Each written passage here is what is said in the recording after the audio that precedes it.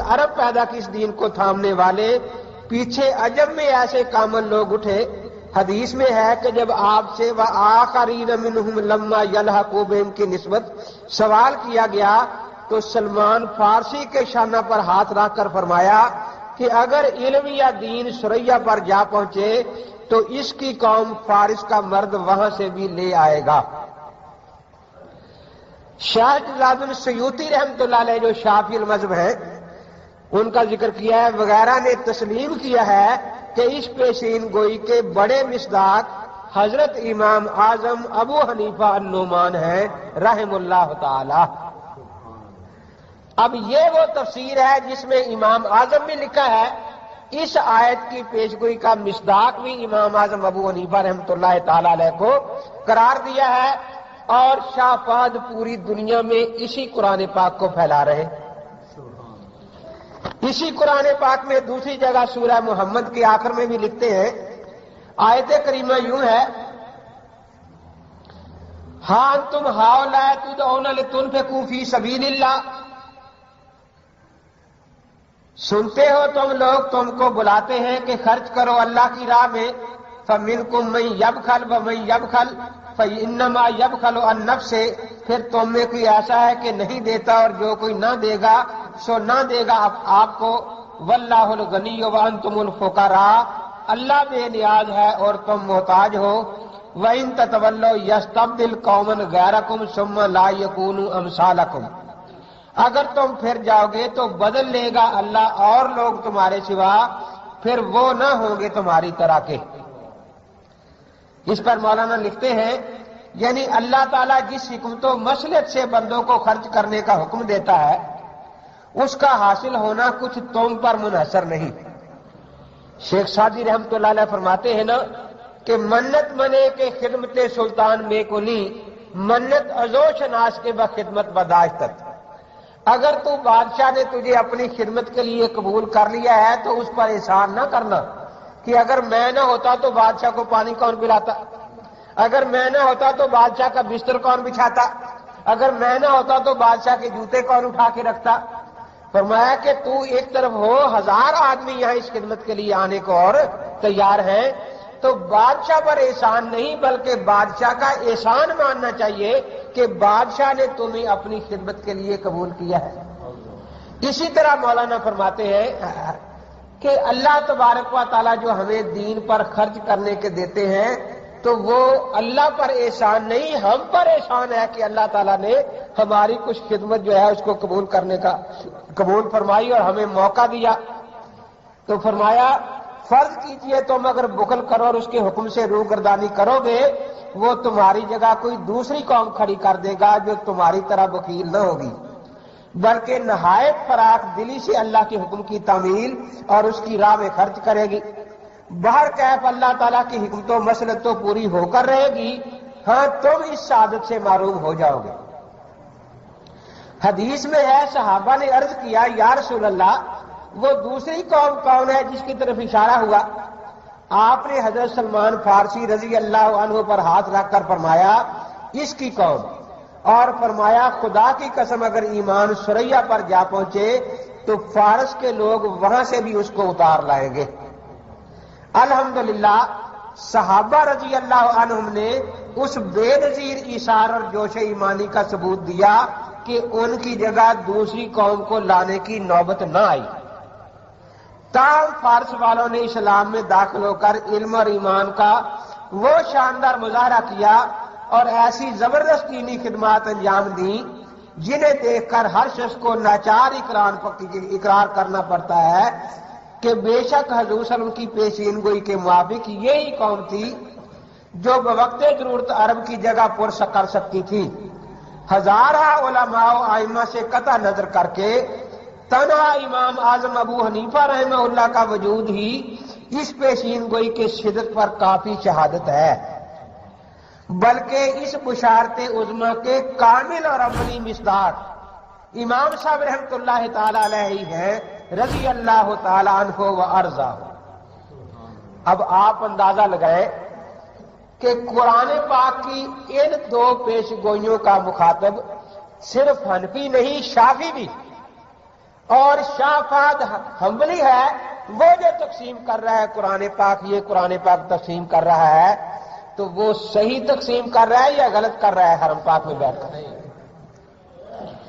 تو سیدنا امام اعظم ابو حنیفہ رحمۃ اللہ تعالی علیہ کو اللہ نے وہ شرف عطا فرمایا ہے کہ ان کی پیشین گوئی قرآن پاک میں موجود ہے، جبکہ کسی اور امام کی پیش گوئی کا اشارہ قرآن پاک میں موجود نہیں۔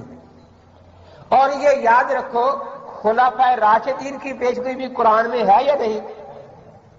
یقیناً ہے نا، لیکن کسی خلیفہ کا نام نہیں کہ وہاں صدیق اکبر کا نام ہو، فاروق اعظم کا نام ہو، لیکن اس پیش گوئی کے مطابق جب یہ خلفاء بنے تو سب نے مان لیا کہ اس پیش گوئی کے مصداق یہی تھے۔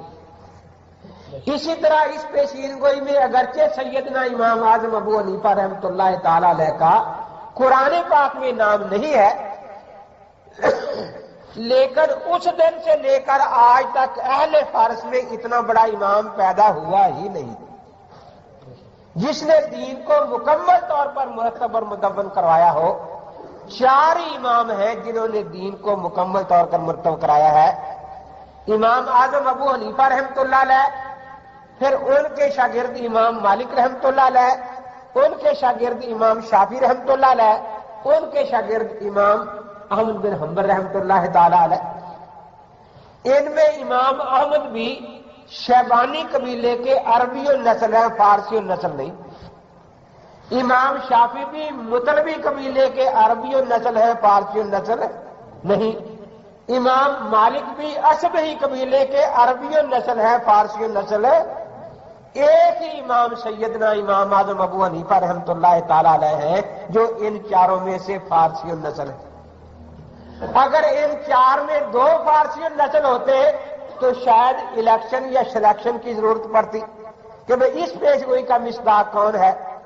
اب جگہ بھی ایک ہے، سیٹ بھی ایک ہے، اور امیدوار بھی ایک ہی ہے، سیدنا امام اعظم ابو حنیفہ رحمۃ اللہ تعالی علیہ۔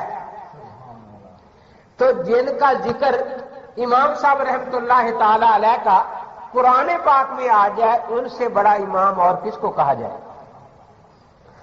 اور جو آپ کے نام کے ساتھ امام اعظم کا لفظ آتا ہے، آپ حیران ہوں گے کہ یہ ایسا مشہور ہے کہ شیعہ کتابوں میں ملتا ہے، حنفی کتابوں میں ملتا ہے، شافعی کتابوں میں ملتا ہے، مالکی کتابوں میں ملتا ہے، حنبلی کتابوں میں بھی ملتا ہے۔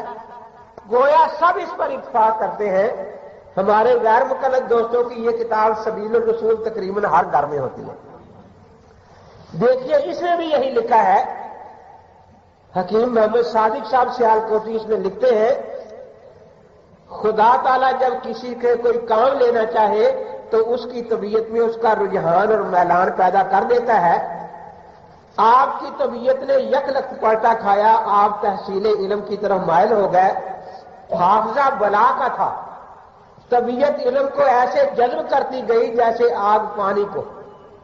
اصل بات یہ ہے کہ خدا کی توفیق اور اس کا فضل آپ کے سامنے حال تھا، اس کو منظور تھا کہ انہی دنیا میں علم کا ایک خاص مرتبہ عطا کرے اور زمانے کا محتد بنائے۔ آپ کی طبیعت کی صفائی، پاکیزگی، ذہن کی رسائی مشہور تھی، دماغ بڑا موزوں، حافظہ بلا کا قوت استدلال بہت زبردست تھی۔ تائید علمی سے آپ علم کی معراج کو پہنچ گئے۔ آپ کے ہم اثر لا ینحل مسائل میں آپ کی طرف رجوع کرتے تھے۔ علم کی خوبیوں اور بلندیوں کے سبب آپ امام اعظم کے لقب سے مشہور ہو گئے۔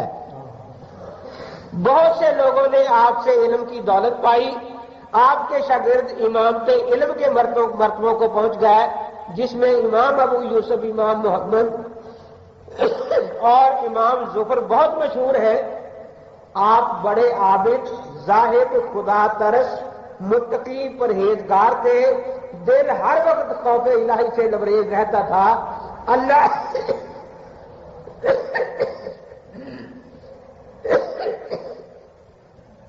اللہ کی حضور تضرع کرتے رہتے اور بہت کم بولتے تھے۔ بڑے سلیم الطبع، بلند اخلاق، پسندیدہ طبیعت، منتصر مزاج، ملنسار، بردبار، عالم با عمل، اور فرشتہ خصلت انسان تھے، تقوی اور خوف خدا آپ کی ذات میں کود کود کر بھرا ہوا تھا، دیانت آپ کی مسلم تھی۔ اس لیے اس سے آپ اندازہ لگا سکتے ہیں کہ حضرت امام ابو حنیفہ رحمۃ اللہ تعالی علیہ